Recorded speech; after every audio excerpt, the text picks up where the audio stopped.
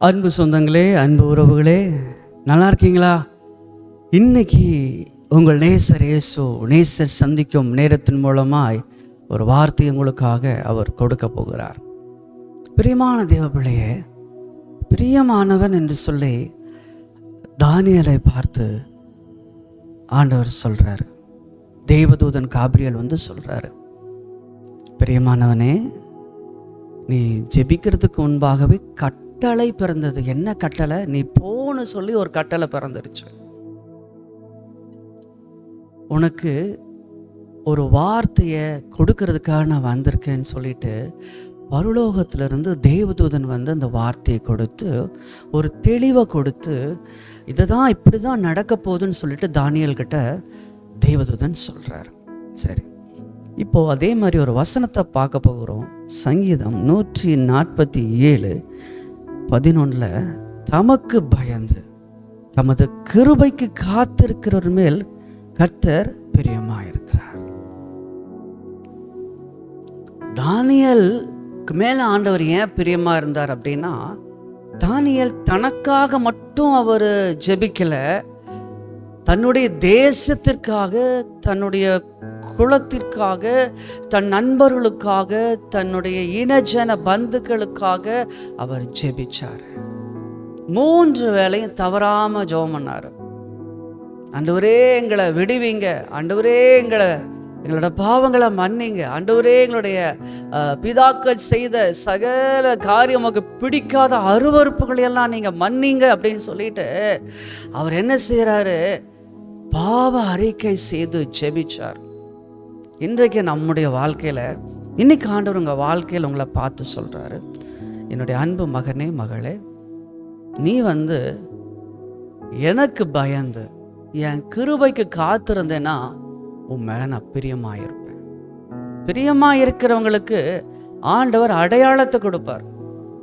என்ன அடையாளத்தை கொடுப்பார் அப்படின்னு சொல்லி கேட்டீங்கன்னா, அவன் பொறுமையா இருந்து ஜெபிக்கிற அந்த ஜெப வீரனுக்கு ஆண்டவர் வந்து ஒரு காரியம், வரப்போகிற காரியத்தை வெளிப்படுத்தி சொல்கிறார். விடுதலை மட்டும் கிடையாது, மேசியா வரப்போகிறத சொல்றார். இன்னைக்கு உங்க வாழ்க்கையில நடக்க போற சகல காரியத்தையும் தீர்க்க தரிசனமா சொல்ல போகிறார். உங்களை ஆண்டவர் என்ன சொல்றாருன்னா, காத்திரு. அந்த வசனம் சொல்லுது, தமக்கு பயந்து தமது கிருபைக்கு காத்திருக்கிறவர்கள் மேல். கிருபை தகுதி இல்லாதவங்களுக்கு கொடுக்கிற பெயர் தான் கிரேஸ், கிருபை. நீங்க அவருடைய கிருபைக்காக காத்திருக்கிறீங்களா? கிருபை பெற்றவளே வாழ்க. அதாவது யாருக்குமே கிடைக்கல,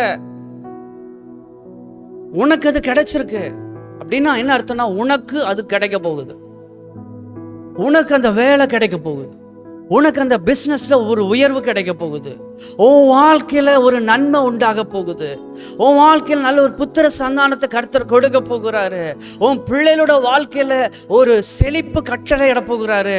உன் வாழ்க்கையில நீ ஜெபிக்கிற அந்த ஜெபம் கிடைக்கிற நேரமெல்லாம் ஜெபம் பண்ணிட்டே இருங்க. கிடைக்கிற நேரமெல்லாம் வேதத்தை வாசிக்கிட்டே இருங்க.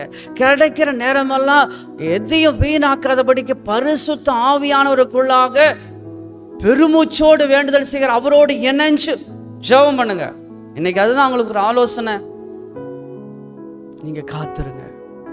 அவருக்கு பயந்து தமக்கு பயந்து இருக்கிற மேல் கிருபை சூழ்ந்து கொள்ளும்.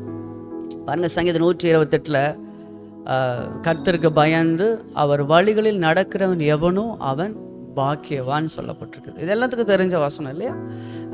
அப்போ கர்த்தருக்கு பயப்படுதல் அப்படின்னா, கர்த்தருக்கு பயப்படுதலே ஞானத்தின் ஆரம்பம். அப்போ கர்த்தருக்கு பயம்னா என்ன அர்த்தம்? அவர் வந்து அவருக்கு எது பிடிக்கும், எது பிடிக்காது, எதை பேசணும், எதை பேசக்கூடாது, எந்த வழியில போகணும், எந்த வழியில போகக்கூடாது. வசனம் சொல்லுது, துன்மார்க்கனுடைய ஆலோசனை நடக்காத, பாவலுடைய வலையில் நிற்காத, பரிகாசக்கார உட்கார்மத்தில் உட்காராத, கர்த்தரோட வேதத்துல பிரியமாயிருந்து இரவும் பகலோட வேதத்தில் தியானமாயிருக்கிற மனுஷன் அவன் பாக்கியவான். ஆண்டவர் நமக்கு சொல்ல, ஆண்டவர் எனக்கு சொல்ல நீங்க சொல்லாதீங்க, ஆண்டவர் சொல்லிட்டார். இன்னைக்கு காலையில கர்த்தருக்கு பயந்து கிருபைக்கு காத்திருக்கிறவர்களுக்கு மேல் கர்த்தர் பிரியமா இருக்கிறாரு.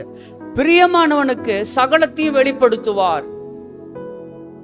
ஆம் கர்த்தருடைய பிள்ளையே, வானத்திலிருந்து ஒரு சத்தம் உண்டாகி இயேசு கிறிஸ்துவை பார்த்து, இவரை நேசகுமாரன், இவரில் பிரியமா இருக்கிறேன், இவருக்கு செவி கொடுங்கள் என்ற ஒரு சத்தம். அப்ப ஆண்டவருடைய வார்த்தைக்கு நீங்களும் நானும் செவி கொடுக்கணும்.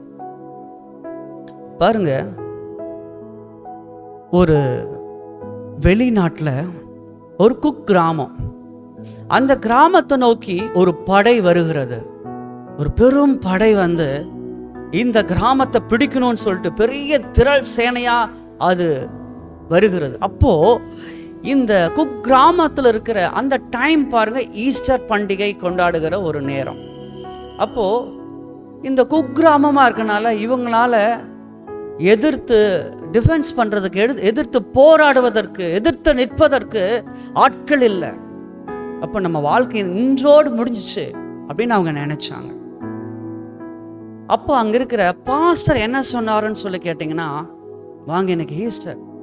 அந்த ஊர்ல இருக்கிற எல்லா ஜனங்களை பார்த்து சொன்னாரு, இன்னைக்கு நம்ம ஆண்டோடைய சமூகத்துல ஜெபிக்க போகிறோம். என்ன சொன்னாருங்க? ஆண்டோட சமூகத்துல ஜெபிக்க போகிறோம். அப்போ சரி வாங்கன்னு சொல்லிட்டு ஜெபிக்க போகிறதுக்காக எல்லாரும் ஜெபம் பண்றதுக்கு ஆயத்தமாக போறாங்க. அப்போ அந்த சர்ச் பெல் அடிக்குது. அந்த சர்ச் பெல் அடிச்சோன்ன எதிராளிகள் பார்த்தீங்க அப்படின்னா, ஐயோ இவங்க படை நம்மை எதிர்க்க வந்து விட்டதுன்னு சொல்லிட்டு ஒரு பயம் உண்டாகி எல்லாரும் சிதறடிக்கப்பட்டு ஓடினார்களாம். இவங்களும் கங்கணம் கட்டிட்டு போகணும்னு நினைச்சிருந்தாங்க அப்படின்னா நிச்சயமா முடிஞ்சிருக்காது.